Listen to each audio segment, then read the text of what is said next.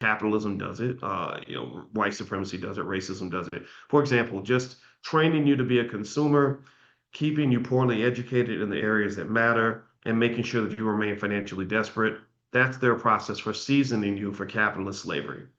They season you for slavery, just like Willie Lynch, by making sure that you never learn financial literacy at a high enough level to compete with the wealthy people and bankers, that you never learn how to start your own business so that you'll just look for a job instead of creating one, that you'll never have financial security so that you'll always have to come back to work. If you don't believe me, look at the pandemic.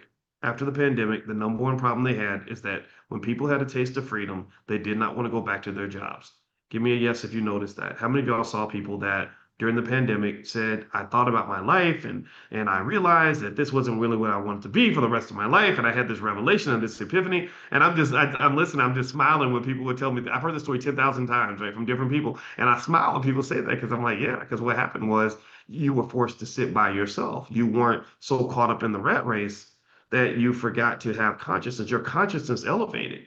You stop for a minute and say, wait, let me look at my life from a bird's eye view. Let me look at the forest, not just the trees. Because before it's like tree, tree, tree, tree, tree. Now it's like, whoa, look at this forest. I'll be damned. Right. And then you said, man, I don't think I want to be here anymore. And that's what happened in the pandemic. And that's why they spent a lot of time making sure that they could do things to get people to go back to work. They cut off the money. They started making you repay your student loans. Right. And then next thing you know, people got to go back to work. That's how capitalism works. It doesn't work without an engine. You are the engine unless you choose not to be. All right, so here it says when the Virginia colony enacted its meritorious manumission policy in 1710, Willie Lynch went to Virginia to share his expertise. Upon his arrival in Virginia in 1712, he supposedly delivered the speech below.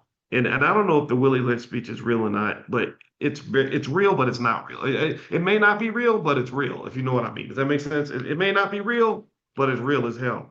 All right, so here's what it says. It says, gentlemen, I greet you here on the banks of the James River in the year of our Lord, 1712. First, I shall thank you, the gentlemen of the colony of Virginia, for bringing me here. I am here to help you solve some of your problems with the slaves. Your invitation reached me on my modest plantation in the West Indies, where I have experimented with some of the newest and still the oldest methods for the control of slaves. Ancient Rome would envy us if my program is implemented.